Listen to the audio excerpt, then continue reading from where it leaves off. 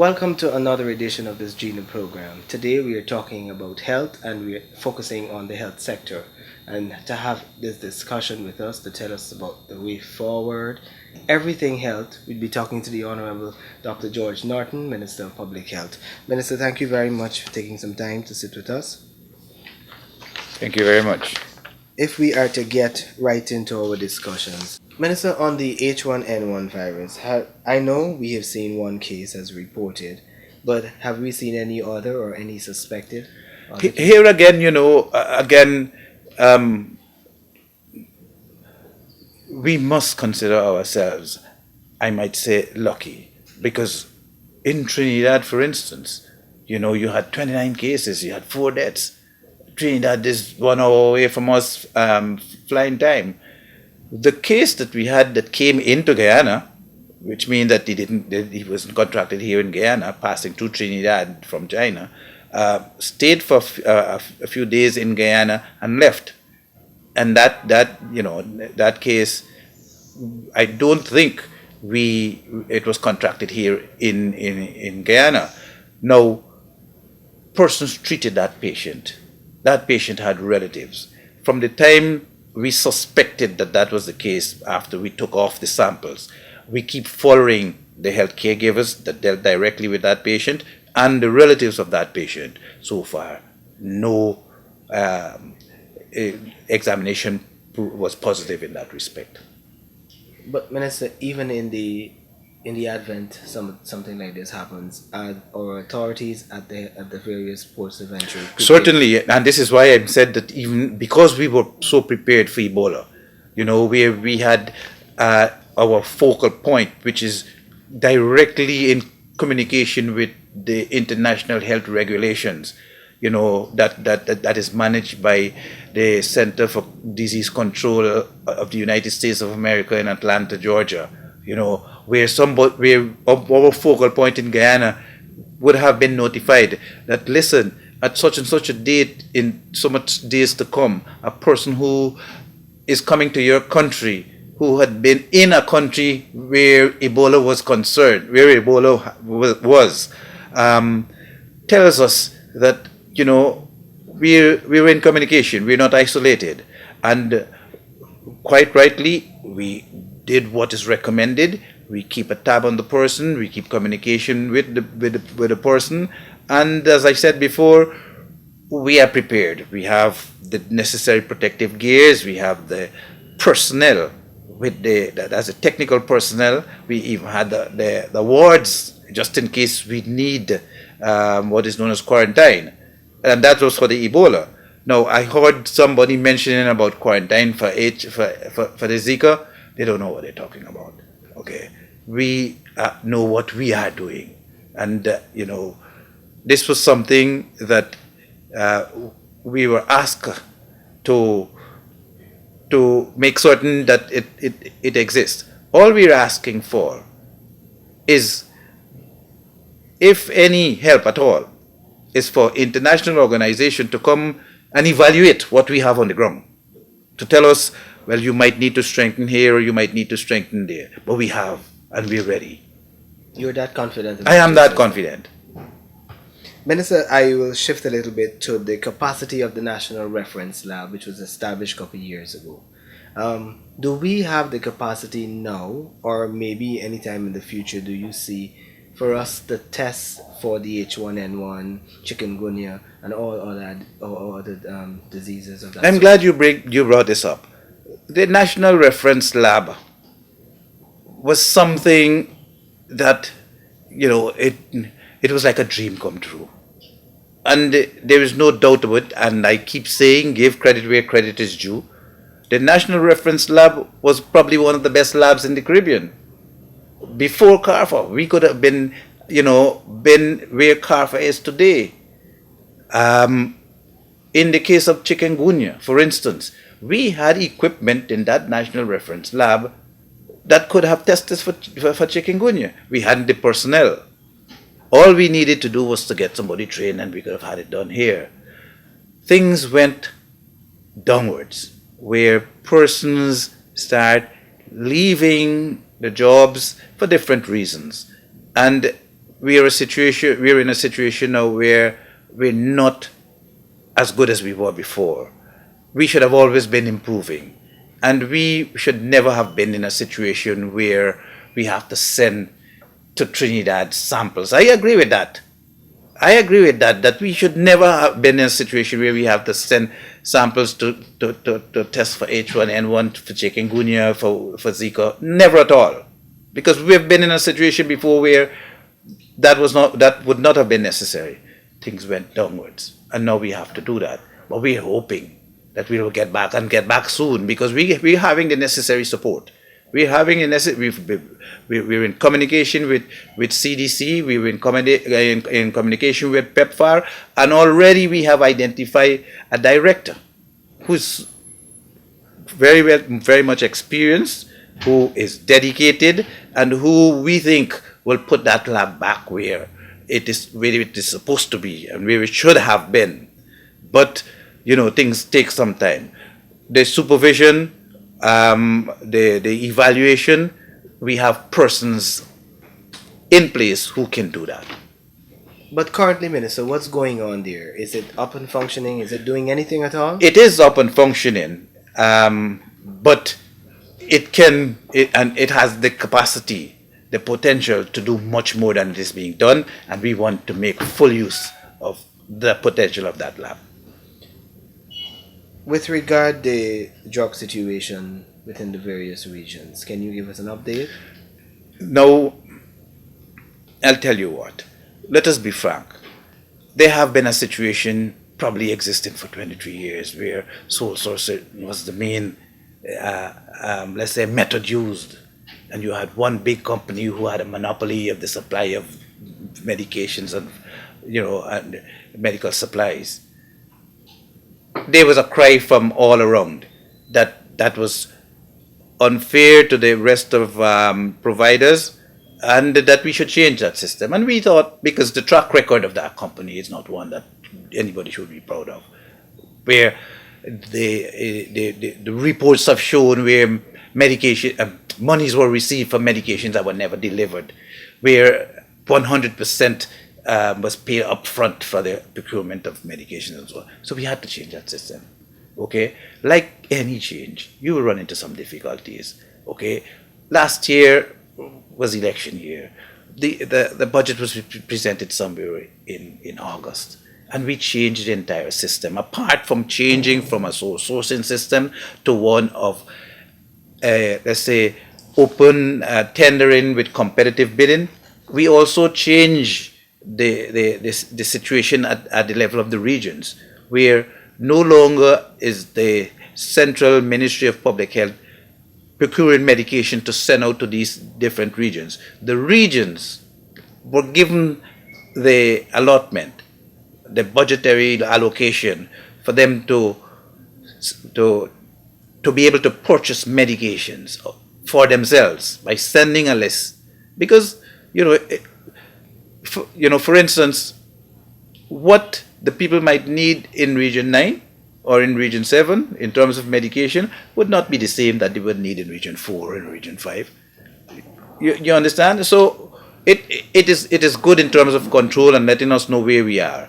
But every change goes with some amount of bottlenecking, if I might use that term, and it also calls for the availability of information. We have a health system in Guyana that we know it's not perfect at all. Efforts have been made to adjust, to change. We have called upon help from outside, WHO, to help us to evaluate the different systems that we work in different regions to see if we can come up with that which is best for Guyana. As a matter of fact, some plans are made for us to evaluate the system as it exists in Belize, in Trinidad and Tobago, and I think in Jamaica, so that we can come up with one that is suitable for us. I say this because we still have this system whereby the health system in a region is controlled by a regional health officer who is a medical physician, who is a physician. Ideally, that person should have not only be a physician, but should have a master's in public health. some amount of administration. We have situations where your regional health officer might not be too interested in administration.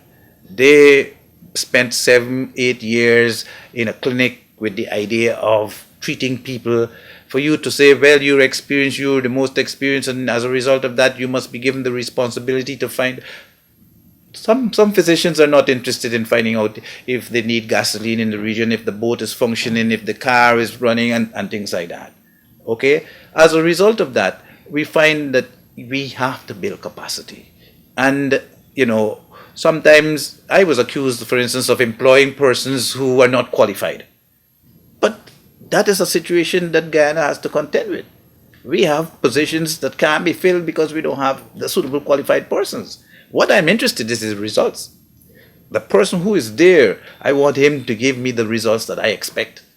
Okay? And then you can tell me whether or not he is qualified. Of course, we're not moving from somebody who can hardly read and write to a position of let's say, an administrator. Okay?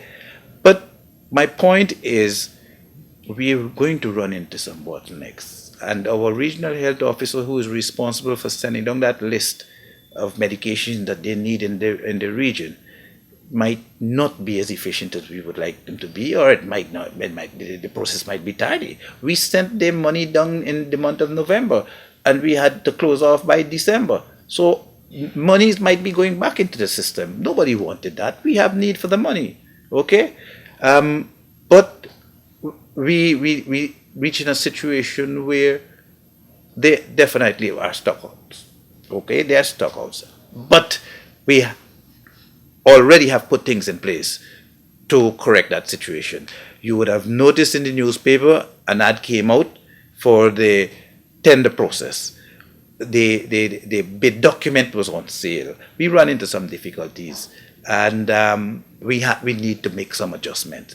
But as I said, we are doing this with the best intentions of bettering our situation, taking into consideration the geographical situation of our country. I mean, take Region 8 for instance. Somebody who is the regional health officer who works in Maji, because that's where the hospital is, would be in a very difficult position to know what Kamana needs, what Itabak or what Kanapang needs in terms of their medication and so on. Those things eventually will fall into place. But yes, there is a shortage, but there are means by which we can. And the good thing about it is that suppliers of pharmaceuticals and medical let's say medical supplies are there telling us, we are prepared to help you. What we don't want is that system that you had before to continue. And I think, this whole inclusiveness, the fact that we have a coalition government, it speaks in favor of all of that. And I guess this whole new approach will give an opportunity to those smaller companies. I saw it being said by another ministry, where small contractors must be given an opportunity to bid and to get contracts. Okay, why should it go to one big contracting company?